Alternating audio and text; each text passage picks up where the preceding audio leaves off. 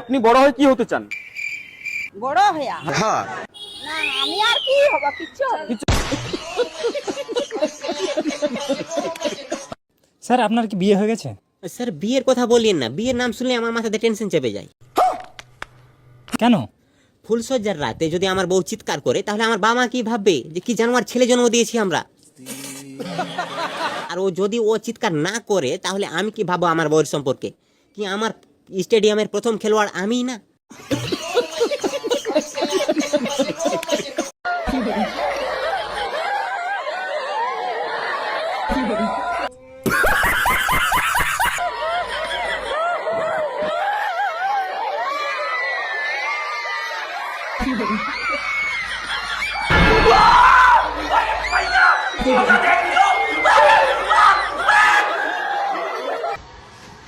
ये पिसना है चादर वाले शेर का